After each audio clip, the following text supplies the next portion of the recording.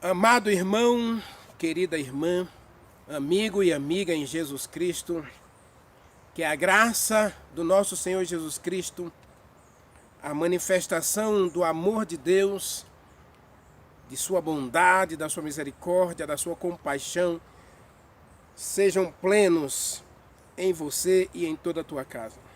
Amados, obrigado pelos likes, obrigado pela inscrição no canal e obrigado por compartilhar o vídeo.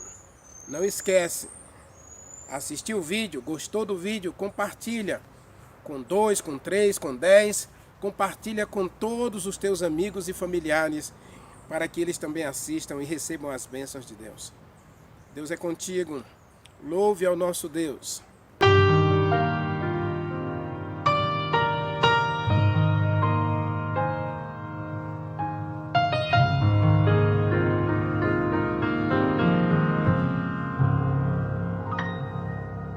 Senhor, tu sabes bem, sondas o meu coração e me conheces. Eu sei que nada sou sem a tua proteção na minha vida. Lava minha alma, cura-me, restaura com águas vivas do teu altar. Sou fraco, tão pequeno, mas aos teus pés me rendo.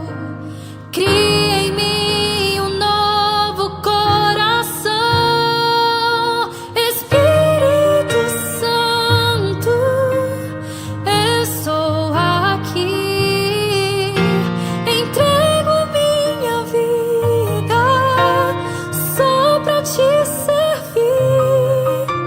Sem a tua presença não posso viver. Renuncio o meu eu, já não vivo mais eu. Cristo vive em mim.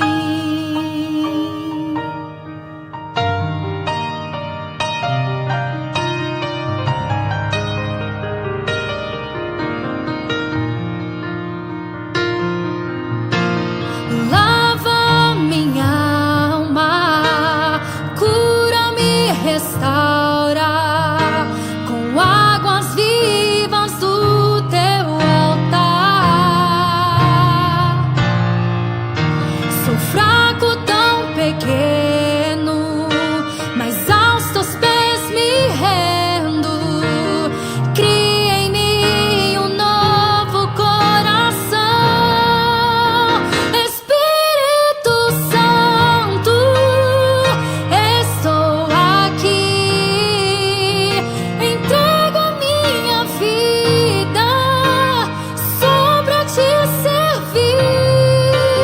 Sem a tua presença não posso viver. Renuncio o meu eu, já não vivo mais eu. Cristo vive em mim. Eu sei que provações vou enfrentar e pelo deserto terei que passar.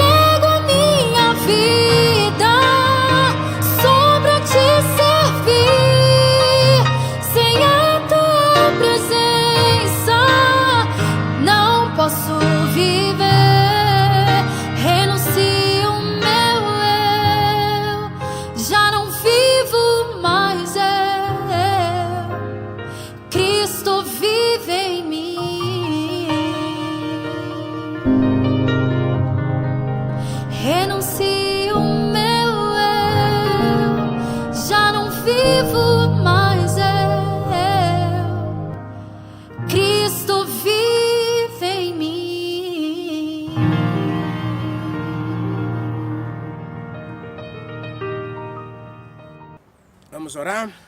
Meu Deus, meu Pai, Senhor do céu e da terra, louvado, exaltado seja o teu nome agora e para todo sempre. Santificado seja o teu nome, Senhor, em nossa vida, em nosso agir, em nosso deitar, em nosso levantar, em toda a nossa vida, que o teu nome seja exaltado e glorificado. Aceita a gente na tua presença, abençoe a gente, Senhor, cure a gente e transforme a vida da gente pela manifestação do teu amor e da tua bondade, da tua compaixão e da tua misericórdia. Ajude-nos a cada dia buscá-lo de todo o nosso coração. Ajuda-nos, ó Deus, a cada dia tirar um tempo, separar um tempo para estar na tua presença, desenvolver o relacionamento contigo e com o Espírito Santo, mantendo comunhão com o Senhor, andando com o Senhor em nosso dia a dia. Que todos os nossos planos, todos os nossos projetos se realizem ou deixem de se realizar de acordo com a tua vontade e a tua bondade para cada um de nós. Dá-nos as tuas bênçãos de acordo com as nossas necessidades. E agora fale ao nosso coração ao estudarmos a tua palavra. Nós agradecemos todas as tuas bênçãos no poder do Espírito Santo, no nome santo do nosso Senhor e Salvador Jesus Cristo. Amém. Amados, eu falei para vocês que agora nós vamos entrar no livro de Romanos. E vamos abrir a Bíblia em Romanos capítulo 1. Praticamente a continuação da mensagem de ontem, né, de Tito. Porque nós vimos ontem que o que Paulo apresenta a Tito e a igreja que Tito administrava é um Deus interessado em salvar pessoas. E para isso ele manifesta a sua graça, ele manifesta a sua bondade ao matar seu próprio filho, para que o ser humano, transgressor da santa lei de Deus, tenha a oportunidade da redenção, da remissão de todos os seus pecados e alcance assim a vida eterna. Romanos capítulo 1, Paulo ele começa o capítulo 1 dizendo assim, ó, Paulo, servo, escravo de Jesus Cristo, chamado para ser apóstolo e separado para o Evangelho de Deus, o qual foi por Deus outrora prometido por intermédio dos profetas nas Sagradas Escrituras. Agora leia comigo o versículo 15. Diz assim, por isso, quanto a mim, estou pronto a anunciar o Evangelho também a vocês em Roma. Verso 16. Pois eu não me envergonho do Evangelho, porque é o poder de Deus para a salvação de todo aquele que crê, primeiro dos judeus e também do grego. Visto que a justiça de Deus se revela no Evangelho, de fé em fé, como está escrito, o justo viverá pela fé. Meu amado irmão, minha querida amiga, minha amada irmã e querido amigo, Romanos capítulo 1, a gente pode dizer que é uma continuação de Tito capítulo 3.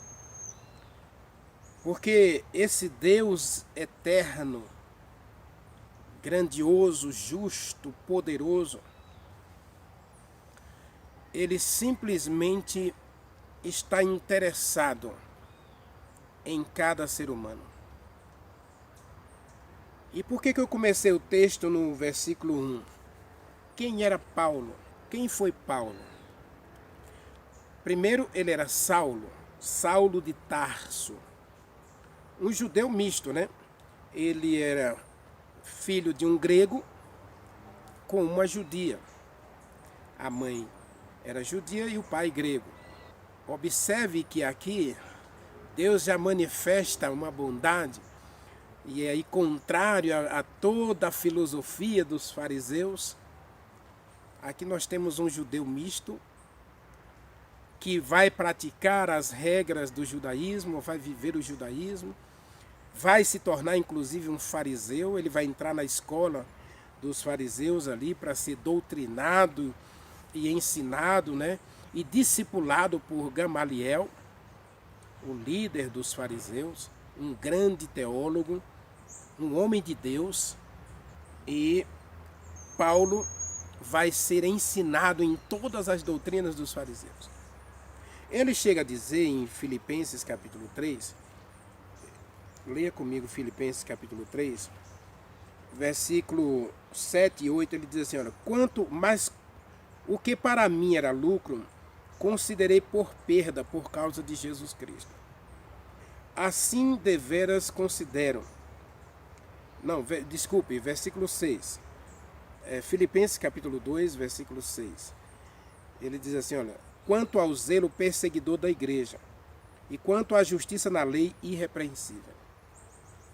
Esse era Paulo, um fariseu zeloso da lei, e segundo a lei justo diante de toda a sociedade, um homem perfeito segundo a lei, que não há defeito, e nesse zelo pela igreja, pelo judaísmo, ele vai perseguir os santos de Deus, os filhos de Deus que acreditaram na ressurreição de Jesus Cristo. Paulo, inclusive, vai estar presente no apedrejamento de Estevão, não é? Ele vai estar presente. Este é Paulo, este é Saulo. E aí ele é alcançado pelo Evangelho, né? Atos capítulo 9, ele é alcançado pelo Evangelho. Ele apresenta então aqui no capítulo 1, ele diz assim, Paulo, escravo de Jesus Cristo. Agora ele não é escravo de um sistema, ele não é escravo de uma religião, ele não é escravo de uma doutrina, ele não é escravo de uma filosofia, de um falso ensino. Ele agora é escravo de Jesus Cristo. E nesse aspecto aqui, a gente pode trocar a palavra Jesus Cristo aqui, a gente pode trocar, ele é escravo dos ensinos relacionados à obra e ministério de Jesus Cristo. O que Paulo combatia, na verdade, era a obra e o ministério de Jesus Cristo. Se Jesus Cristo veio como salvação para Israel, então Paulo dizia que ele era um impostor, ele não era a salvação de Israel. Porque eles acreditavam num Salvador que salvasse Israel politicamente e geograficamente do poderio romano. Ou seja, Israel teria um libertador que guerrearia contra Roma e tiraria Israel do poder dos romanos, dando a Israel liberdade política, religiosa e econômica e geográfica. Ou seja, Roma não teria nenhum domínio sobre Israel. Eles seriam livres. Por isso Jesus Cristo vai dizer para os judeus, se o Filho vos libertar, verdadeiramente vocês serão livres. João capítulo 8, verso 31. Se Jesus Cristo vos libertar, verdadeiramente vocês serão livres. Eles eram escravos de Roma. Mas eles não reconheciam essa escravidão. Então Paulo começa a sua epístola dizendo que agora, em vez de ele ser escravo de um sistema político, religioso, econômico e social, ele agora é escravo de um novo sistema, dos ensinos de Jesus Cristo, do ministério de Jesus Cristo, da verdade ensinada por Jesus Cristo. Por isso ele diz aí no versículo 2, olha, o qual, né, o Evangelho, ele vai falar do Evangelho no versículo 1, né? E agora ele fala no versículo 2 assim, esse Evangelho foi prometido por Deus por intermédio de todos os seus profetas nas Sagradas Escrituras. Veja, um Paulo que era fariseu, que observava as regras, a gente pode dizer que ele se tornou inclusive doutor, não só em teologia, mas ele se tornou advogado, né? Ele era um advogado formado em direito e também formado em teologia. Paulo era um doutor em teologia e direito.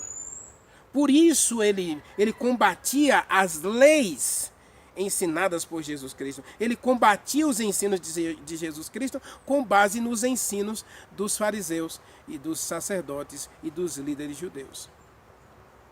Quando Paulo vai dizer que a igreja tem que ser destruída, ele vai para Damasco para destruir a igreja, ele vai tentar destruir os ensinos de Jesus Cristo.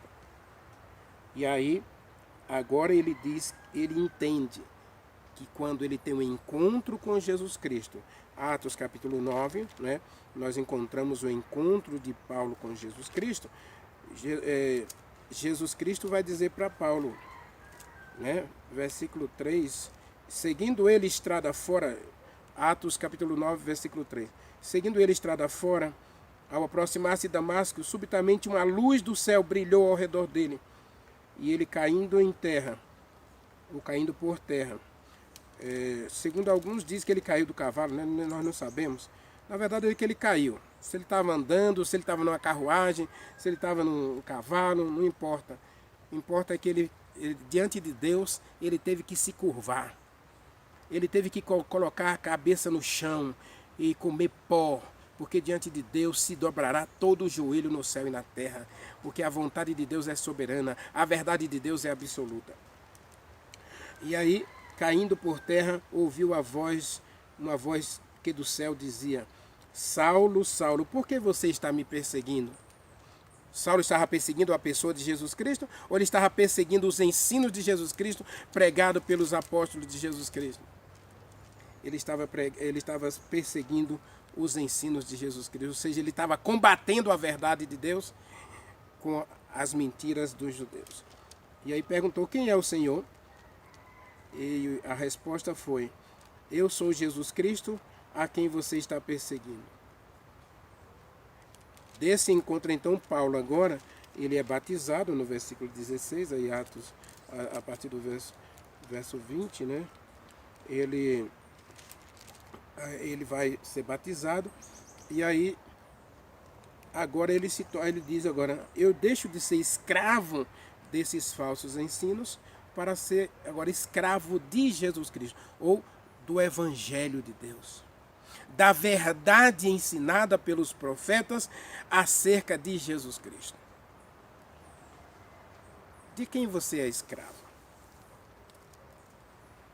E por que a gente começa Romanos com essa temática? Porque, meu irmão, minha irmã, nós vimos na mensagem de ontem, em Tito, que Deus manifesta a sua bondade não em querer condenar ou destruir pessoas. E veja que Deus tinha tudo aqui para condenar Paulo, ou Saulo. Deus não tinha por que ter qualquer bondade com Saulo. Ele deveria manifestar a sua justiça, descer fogo do céu e fulminar Paulo. Mas Deus manifesta a sua graça, dando a ele agora uma oportunidade de ver a verdade. E aí se cumpre em Saulo o que Jesus Cristo disse aos judeus em João capítulo 8, versos 31 e 32. E conhecereis a verdade, e a verdade vos libertará. Agora, os judeus que foram convidados por Jesus Cristo a ser libertados por ele, ele diz assim: verdadeiramente vocês serão meus discípulos. Agora você está pronto, se Cristo libertar você dessas falsas filosofias, teologias e falsos ensinos, teorias, tradições, costumes, hábitos, né? E várias outras coisas ruins deste mundo. Se Cristo libertar você, agora vocês têm liberdade para verdadeiramente servir a Deus em espírito e em verdade. O Evangelho de Deus aqui, segundo as Escrituras, é a manifestação da bondade de Deus em trazer a salvação. O Evangelho aqui é a boa notícia de Deus para todo ser humano. Eu quero salvar todos. Ele fala, inclusive, né, tanto do judeu quanto do grego. Deus quer salvar a todos. Né? O texto não está dizendo aí? Romanos capítulo 1, que ele prometeu pelos apóstolos, aí depois no verso 15, né? Por isso, quanto a mim, estou pronto para ir pegar o Evangelho. E verso 16 diz que o Evangelho é o poder de Deus. O Evangelho aqui é a verdade absoluta do sacrifício de Jesus Cristo. Então essa verdade que Deus quer salvar o pecador, ela é manifestada poderosamente a todos, tanto judeu quanto grego. Aqui Paulo está falando, né, que a salvação é para todos. O Evangelho de Jesus Cristo, Deus manifesta para todos. E aqui essa expressão, o Evangelho é o poder de Deus. O Evangelho aqui é o poder de Deus para a salvação de todo aquele que crê. Então, o que é o poder de Deus para todo aquele que crê? Jesus Cristo. Os ensinos da palavra, a verdade absoluta de Deus é o poder. Eu já falei isso nesta série, né? O poder representa a verdade de Deus, a palavra de Deus, que ela tem poder para modificar a nossa vida. Leia comigo Hebreus capítulo 4. Nós não fizemos nenhuma mensagem nesse texto ainda no meu canal, e eu pretendo fazer, inclusive, uma mensagem nesse canal, né? Hebreus capítulo 4, versículo 12, está escrito, ó, porque a palavra de Deus é viva, ela é eficaz, mais cortante do que espada de dois gumes, ela penetra até o ponto de dividir alma e espírito, juntas e medulas, e a palavra de Deus é apta para discernir os pensamentos e propósitos do coração. A palavra de Deus tem poder, porque é uma palavra viva, ela é eficiente, ela é eficaz, ela tem poder para tirar a gente das trevas, do engano, da mentira e do erro. Foi isso que a palavra de Deus fez na vida de Paulo. Tirou Paulo dos falsos ensinos, dos falsos conceitos, das falsas teorias, dos falsos ensinos, da teologia, do conhecimento próprio. Paulo era conhecedor de teologia, de filosofia, de leis.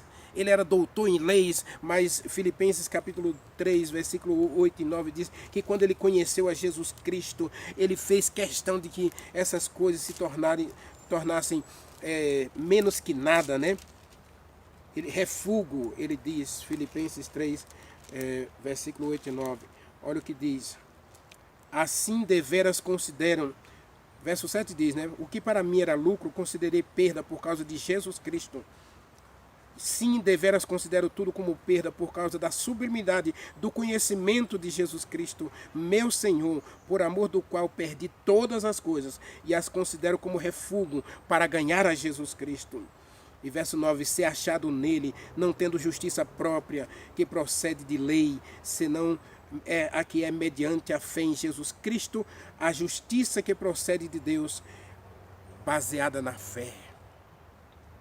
Paulo agora joga fora todo o conhecimento que ele tinha, toda a teologia, toda a filosofia, todo o direito, toda a justiça própria, para alcançar a sublimidade do amor de Deus em Jesus Cristo. O Evangelho é o poder de Deus. A palavra de Deus tem poder. E a gente sabe que quando a gente abre o coração à palavra de Deus, ela modifica completamente a nossa vida.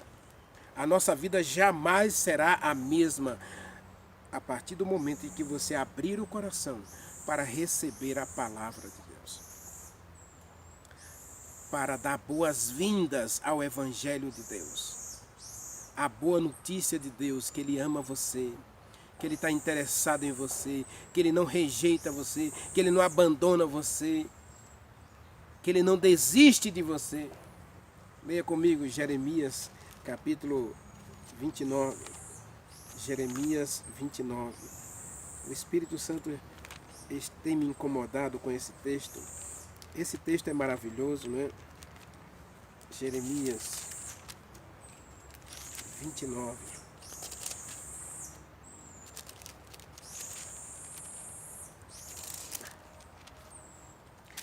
Olha aí, versículo 11, 12 e 13. Está escrito, ó. Eu sei os pensamentos que eu tenho a respeito de vocês. Deus sabia o que ele podia fazer na vida de Paulo. E ele queria manifestar a bondade dele a Paulo. O evangelho. A boa notícia para Paulo. Que embora fosse doutor, era um coitado que não sabia nem o que estava fazendo ao perseguir a Deus e a sua igreja. E aí diz o versículo 11, eu sei que pensamentos eu tenho a respeito de vocês, diz o Senhor, pensamentos de paz e não de mal. Deus está interessado em punir você, castigar você, rejeitar você, abandonar você. Não. Deus está interessado em você, porque Ele te ama. E Paulo percebeu isso. O Evangelho de Romanos, a Epístola aos Romanos, tem transformado a vida de homens e mulheres em todos os séculos. Martinho Lutero era um homem obcecado pelas obras, queria ser salvo pelas obras, passava longas horas em jejum e oração, dias sem comer e em penitência. E um dia, quando ele estava subindo uma escada de joelhos, ele ouviu a voz atrás dele, o justo viverá pela fé. Ele se levantou rapidamente, saiu correndo e foi procurar a Bíblia para ler. E achou Romanos capítulo 1. E se converteu. Romanos capítulo 1 também converteu outros homens no passado, assim como converteu Paulo. O Evangelho é o poder de Deus para a salvação de todo aquele que crê. Porque Deus tem bons pensamentos a respeito da gente. Como nós vimos na mensagem de ontem, homens nécios, aduladores, bajuladores, desobedientes, irreconciliáveis, odiosos e odiando uns aos outros, maliciosos e vivendo em malícia, praticando toda sorte de maldade. Deus olha para a gente. Ele não quer saber do teu passado não, meu irmão. Ele quer fazer do teu presente um extraordinário milagre. E você precisa ser um milagre nas mãos de Deus, pelo lavar, pelo regenerar e pelo renovar do Espírito Santo na tua vida. Para que você seja um arauto do Evangelho, uma lâmpada a arder neste mundo de trevas, mostrando que vale a pena ser um escravo de Deus, que vale a pena ser um servo de Deus, obedecendo os seus mandamentos. Verso 12 está escrito. Então você me invocará e eu passará a orar a mim e eu ouvirei vocês. Vocês vão me buscar e vão me achar quando você me buscar de todo o coração. Paulo, no apedrejamento de Estevão, Deus começou a amolecer o coração de Paulo. E o coração dele foi sendo aberto. E agora ele tem um encontro pessoal com Jesus Cristo na estrada de Damasco. E desse encontro pessoal com Jesus Cristo, ele vai sair um novo homem, disposto a viver para a glória de Deus. E ele vai, no final da vida de Paulo, ele vai dizer, já não sou eu quem vivo, Jesus Cristo vive em mim. Ou seja, os ensinos de Jesus Cristo, a verdade de Jesus Cristo se tornou uma realidade prática, viva na vida de Paulo. Hebreus capítulo 4, versículo 12, a palavra penetra, ela corta, ela esmiuça, ela esquadrinha, ela purifica. A palavra esquadrinhar, você sabe, né? É colocar de acordo com o quadro. Esquadrinhar. Eu já trabalhei com um paralelepípedo, a gente vai pegando a pedra e vai pegar a talhadeira, pega o martelo e aí a gente vai cortando, vai fazendo as linhas para que a pedra fique bem simétrica, tanto no comprimento, né, que é o mínimo de 25 centímetros, e na altura, que é 12 centímetros. Se a pedra só tiver 10 centímetros, ela não serve. Também 15 centímetros não pode, porque aí já fica alta demais, aí o calçamento vai ficar irregular. Então 12 centímetros. o padrão. 25 de comprimento com 12 de altura. E assim a pedra é esquadrinhada. A porta, antes de colocar a porta, você vai ter que esquadrinhar a parede. Vai ter que esquadrinhar o portal para que a porta se encaixe perfeitamente e ela não fique com problema de fechar ou de abrir. Deus quer esquadrinhar o nosso coração, Deus quer esquadrinhar a nossa vida, e para isso Ele vai usar a palavra. A palavra de Deus é o poder de Deus para a transformação da nossa vida. E é o Espírito Santo, o agente de Deus, para colocar a palavra, colocar a lei de Deus em nosso coração. Nós vimos Hebreus capítulo 10, não é? Que Deus diz que vai colocar a lei em nosso coração. E lá em Ezequiel capítulo 36, verso 26, onde Deus diz que colocará o Espírito Santo em nosso coração. E o Espírito Santo vai colocar em nós a lei para que a gente ande em obediência aos santos mandamentos de Deus. O Evangelho é o poder de Deus. O Evangelho é Jesus Cristo, mas também o Evangelho é a palavra de Deus. É a verdade de Deus. Leia comigo Apocalipse capítulo 14, desculpe. Apocalipse capítulo 14, versículo 7. Está escrito, ó, vi outro anjo voando pelo meio do céu, tendo o Evangelho eterno para pregar aos que assentam sobre a terra. Evangelho eterno aqui é a palavra. É a verdade da salvação em Jesus Cristo. É a verdade dos mandamentos. É a verdade das leis de Deus. É a verdade da santa palavra de Deus. Deus tem uma verdade para cada um de nós. E Ele quer que eu e você viva essa verdade. E como é que a gente vai viver a verdade? Leia comigo João capítulo... Agora Evangelho, né? João Evangelho, capítulo 16. Veja como é que a gente pode viver a verdade de Deus. João 16, versículo 8 e versículo 13. Leia comigo. O 8 diz assim, quando vier o Espírito Santo, ele vai convencer você da verdade, ou da justiça, do juízo e do pecado. Quando o Espírito Santo vier, ele vai vos convencer do pecado, da justiça e do juízo. Versículo 13. Quando, porém, vier o Espírito Santo da verdade, o Espírito Santo que é a verdade, ele vos falará, ele não falará de si mesmo, mas dirá tudo o que tiver ouvido e anunciará as coisas que hão de vir. Quem é que leva você a acreditar no Evangelho, acreditar na verdade de Deus, acreditar no perdão de Deus, acreditar na justiça de Deus? O Espírito Santo. Tito, capítulo 3, versículo 7, né? Deus derrama o Espírito Santo para levar você a crer. E se você acha que eu estou, digamos assim, exagerando na compreensão da palavra, leia comigo Efésios, capítulo 1. Abra sua Bíblia, Efésios capítulo 1. Tá? Efésios capítulo 1, versículos 13 e 14. Eu quero concluir com esse texto.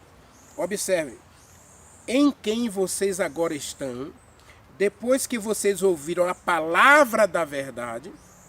Olha aqui, o Evangelho sendo a palavra da verdade, o Evangelho da vossa salvação. A palavra de Deus, meu irmão, minha irmã, é extraordinária. Ela é harmônica. Paulo diz, eu fui alcançado pelo Evangelho de Deus. E eu me tornei escravo do Evangelho. Eu me tornei escravo de Jesus Cristo. Ele está se tornando escravo dos ensinos de Jesus Cristo. Que é a palavra da verdade que transforma, que modifica, que salva, que perdoa, que purifica. E quem age por meio da palavra para que a gente alcance esse milagre extraordinário? O Espírito Santo.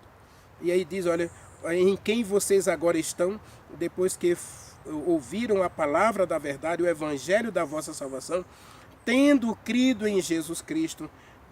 Eu estou referindo que é Jesus Cristo por causa do versículo 12, tá? Vocês foram selados com o Espírito Santo da promessa. Quem é que coloca a palavra em nosso coração? Quem é que lava esse coração por meio da palavra? Quem é que tira o lixo do coração para encher dele da palavra, dos mandamentos de Deus? O Espírito Santo. Paulo foi alcançado pelo Espírito Santo. O Espírito Santo começou uma obra especial no coração de Paulo, no dia que ele assistiu o apedrejamento de Estevão. Ali a palavra de Deus começou a ganhar forma e o coração de Paulo foi sendo amolecido pelo Espírito Santo, foi sendo retirado o coração de pedra, foi sendo retirado o coração cheio de pedras, o coração cheio de espinhos, e Paulo foi sendo amolecido pelo Espírito Santo, convertido, convencido pelo Espírito Santo, e aí ele abraça o Evangelho na estrada de Damasco, e agora ele diz: eu sou escravo de Jesus Cristo, por causa da pregação do Evangelho. E agora ele se torna um pregador do Evangelho. Ele se torna uma testemunha do Evangelho, uma testemunha do milagre que Deus fez na vida dele, de converter um Saulo odioso, um Saulo vingativo, um Saulo raivoso, em um Saulo manso, humilde, capaz de suportar a perseguição, o apedrejamento, sem blasfemar, mas louvar a Deus até na madrugada. Verso 14 está escrito: ó, o Espírito Santo é a garantia da nossa herança. A garantia, tá? Se você for numa casa de penhores, eu tenho um relógio, né? Aí eu vou na casa de penhores, estou precisando de R$1.000. Meu relógio custa R$1.500, então eu vou lá e eu digo: olha, eu preciso de R$1.000, meu relógio vale R$1.500, então eu vou deixar o meu relógio como garantia de que eu vou voltar a trazer os R$1.000 e aí você me devolve meu relógio. O relógio vai ficar penhorado porque eu quero R$1.000 emprestado, então o relógio é a garantia de que eu vou pagar os R$1.000. Então o Espírito Santo é a garantia da nossa herança até o resgate da nossa propriedade, da sua propriedade, em louvor da sua glória. E aqui está falando da glória do Espírito Santo. Está falando do louvor e da glória do Espírito Santo, que garante a gente a vida eterna e a salvação por meio de Jesus Cristo. Porque primeiro você ouviu o Evangelho. Segundo, você creu no Evangelho. E terceiro, você abraçou o Evangelho. Você ouviu, você creu, você abraçou, você aceitou o Evangelho. Então o Espírito Santo sela você para a salvação e garante a você que enquanto você permanecer em Jesus Cristo, você está salvo. Enquanto você estiver em Cristo, você tem a vida eterna. 1 João capítulo 7, ou capítulo 5, verso 12 está escrito: quem tem o Filho tem a vida eterna. Nós temos Jesus Cristo. Temos a vida eterna. 1 João capítulo 5, versículo 8 está escrito que nós vencemos o mundo através da fé em Jesus Cristo. Nós vencemos o pecado, nós vencemos a injustiça, nós vencemos a maldade, nós vencemos os erros pelo poder e pela graça do nosso Senhor e Salvador Jesus Cristo. É o Espírito Santo que opera esse milagre na nossa vida, porque ele manifesta o poder de Deus, ele manifesta a verdade de Deus. É o Espírito Santo responsável pela manifestação da bondade, da misericórdia e do amor de Deus através da verdade da sua palavra. É o Espírito Santo que faz esse milagre em cada um de nós, como ele fez esse milagre na vida de Paulo. E a pergunta para mim e para você hoje é: você quer ser um milagre nas mãos de Deus? Você quer ser alcançado por esse milagre que Deus quer fazer na sua vida? Então você precisa ouvir o Evangelho, você precisa crer no Evangelho, você precisa abraçar o Evangelho. E para isso você precisa abrir o coração ao Espírito Santo, porque é Ele que mostra a você o caminho de morte que você está trilhando. E é Ele que tira você do caminho de morte. Ele convence você do pecado, ele convence você da justiça, ele convence você do juízo. E como é que ele faz isso? Ele mostra a verdade de Deus. E ao mostrar a verdade, você aceita a verdade, que é o Espírito Santo. Você aceita a verdade habitar em você, e aí a verdade traz a lei de Deus e coloca a lei de Deus em teu coração. E quando Deus coloca a lei dele em nosso coração, então o pecado não encontra mais lugar em nossa vida. O pecado não encontra mais lugar em nosso coração. Amado irmão, amada irmã, Paulo termina o texto dizendo que o Evangelho é o poder de Deus para a salvação de todo aquele que crê e que o justo vive pela fé. É pela fé no sacrifício de Jesus Cristo que nós vivemos essa realidade. A realidade de que a gente é herdeiro de Deus com Jesus Cristo para morar com Ele no novo céu e na nova terra. Não quer você hoje também ser um escravo de Jesus Cristo? Não quer hoje você abrir o coração para que a palavra de Deus transforme você? Não quer hoje permitir que o Espírito Santo opere um milagre em seu coração, manifestando a bondade de Deus e colocando em você a verdade absoluta de Deus para você viver uma nova vida? Ore comigo. Maravilhoso Deus, meu Pai, eu quero, Senhor. Eu quero cada dia ouvir a Tua voz. Eu quero cada dia crer na Tua bondade, na Tua misericórdia e na manifestação do Teu amor para comigo. Portanto, Senhor, hoje, mais uma vez, derrama Teu amor em meu coração, em nosso coração. Manifesta mais uma vez a Tua bondade em nós, Senhor. E perdoa-nos as mazelas e picuinhas da nossa vida e dá-nos um novo coração em Jesus Cristo, no poder do Espírito Santo. Nós oramos e Te agradecemos hoje e sempre. Amém. Amém.